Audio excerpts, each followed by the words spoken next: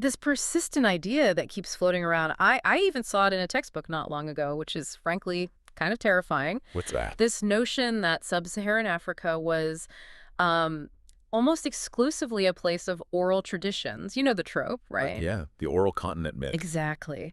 Great storytellers, griots, histories passed down, but, lacking in ancient, rigorous, written intellectual archives. It's an incredibly common myth, and Yeah.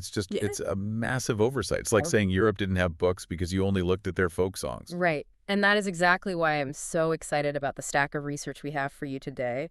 We are doing a deep dive into Ge'ez. Also known as classical Ethiopic. And just to set the stage here, we're not talking about some obscure dialect used for a few years. This is a language from the Aksumite Kingdom, starting around the 4th century CE. A major power at the time. A major power.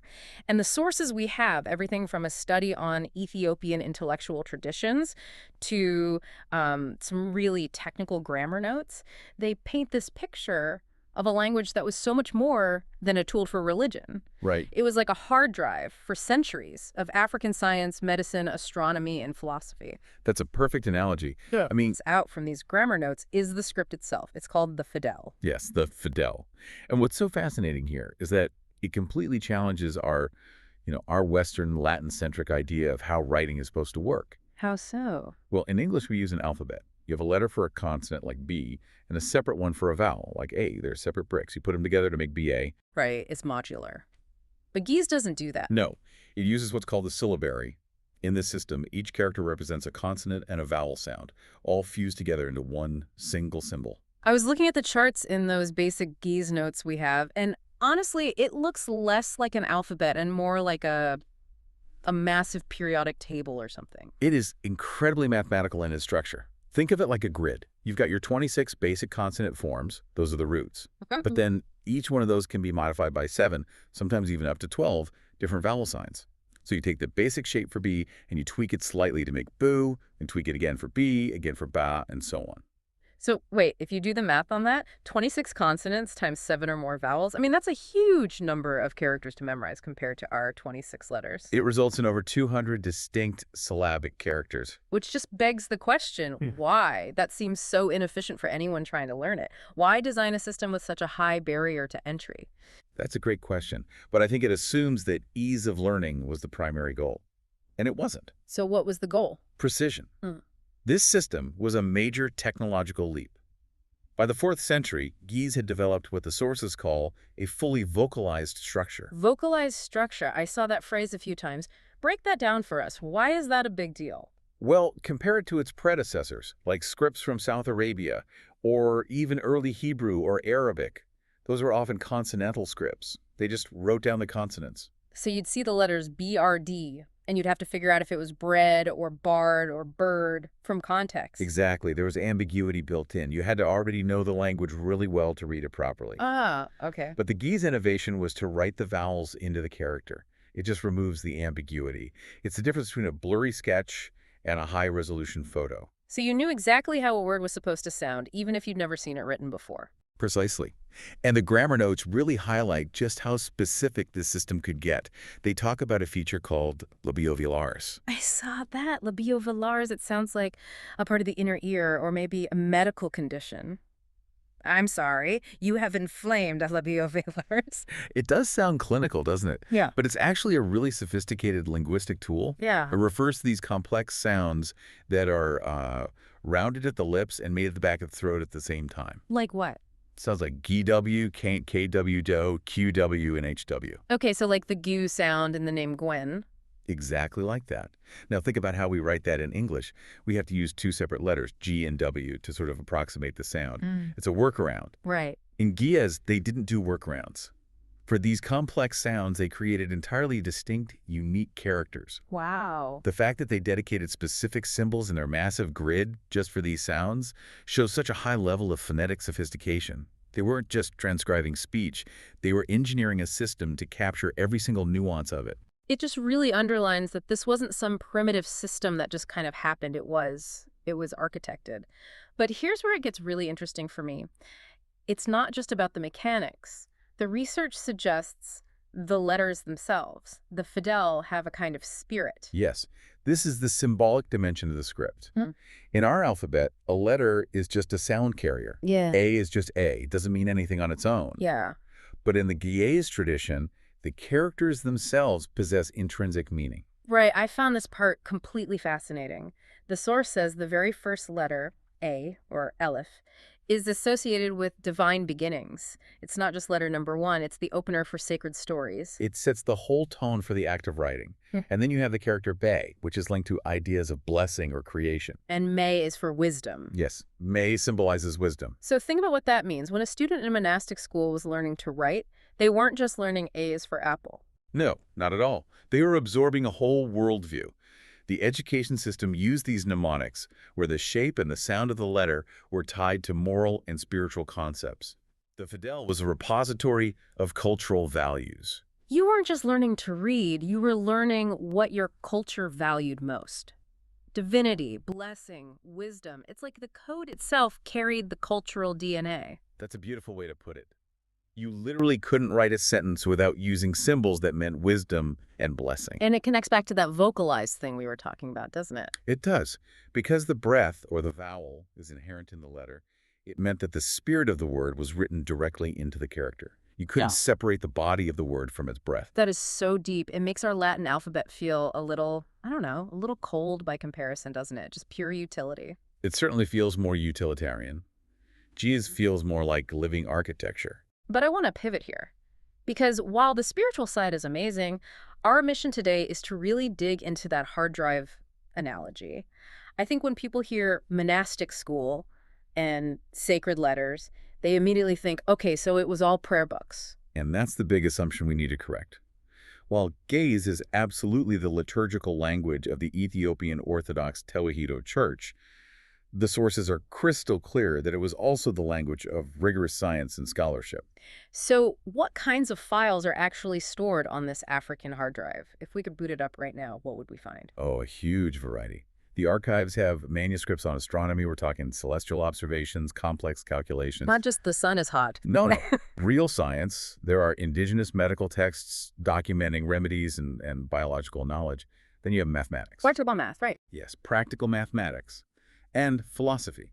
The source mentions philosophical treatises, and this tradition is rich with thinkers using gaze to explore reason and existence. People like Zara Yacoub, who was writing about rationalism around the same time as Descartes in France. But he gets left out of the Western canon, of course. Of course. One thing that really stuck out to me was the translation power of gaze. We always hear about how Arabic scholars preserved Greek texts, but Ge'ez was doing some serious heavy lifting there too. Absolutely. The sources specifically mention the translation of extremely complex Greek texts, like Ptolemy's Almagest. And for anyone who doesn't know, and I definitely had to look this up, the Almagest is not light reading. It's dense mathematics and astronomy. It's basically the user manual for the universe as they understood it. It is incredibly technical, and here's the crucial point. You can't translate a text on orbital mechanics if your language doesn't have the words for it. Right. You can't translate quantum physics into a language that only has words for hunting and gathering. Exactly. Yeah. The fact that Ge'ez scholars could translate the Almagest proves the language itself had the vocabulary and the structural flexibility to handle complex foreign scientific terminology. It proves the society was already engaging in that kind of high-level abstract thought. That is such a good point. The translation is the proof of concept.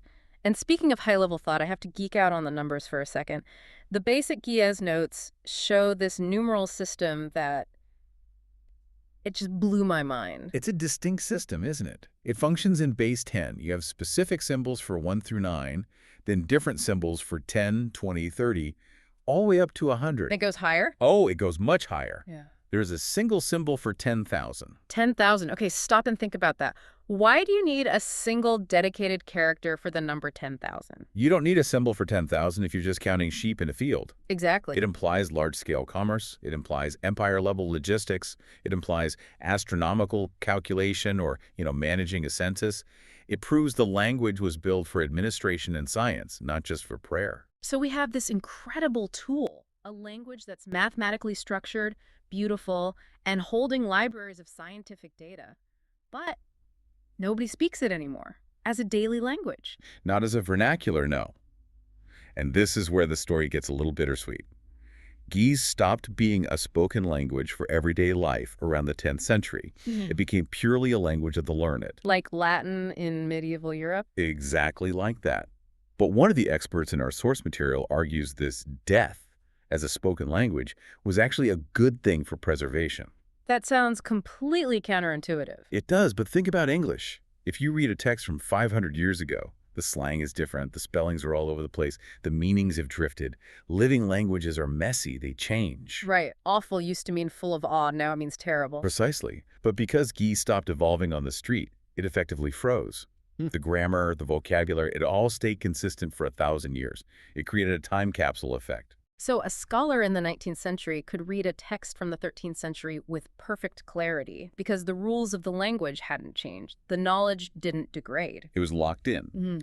But now, of course, we face the modern challenge. The knowledge is locked in, but we're losing the key. The sources say there are thousands of these manuscripts. One study alone analyzed 65 of them, but that's just a tiny drop in the bucket. It is. The Institute of Ethiopian Studies, various monasteries, they hold vast collections. But the obstacles are huge. First, there's just physical access. Many are in really remote locations. Right. And second, and this is the big one, the translation barrier. Because even if you speak Amharic or Tigrinya, which came from Ge'ez, you can't just pick up a classical text and read it, can you? No. That's like saying because you speak Spanish, you can fluently read ancient Latin scientific treatises. It takes specialized, advanced training. And right now, there just aren't enough people with that training to process the sheer volume of material we have. It's like we have an entire library full of books, but all the lights are off and we can't find the switch. That's a great way to put it. And the sources bring up the urgent need for digitization. That's the crucial next step. They call for establishing new research centers, integrating Ge'ez into modern curricula, And getting UNESCO recognition. and getting UNESCO to recognize it as a global intellectual heritage. It really feels like we're just sitting on this treasure chest, and it makes you wonder about our standard history books. It should. I mean, it raises this huge question about how we view history. We think we know the story of science or the story of philosophy, right?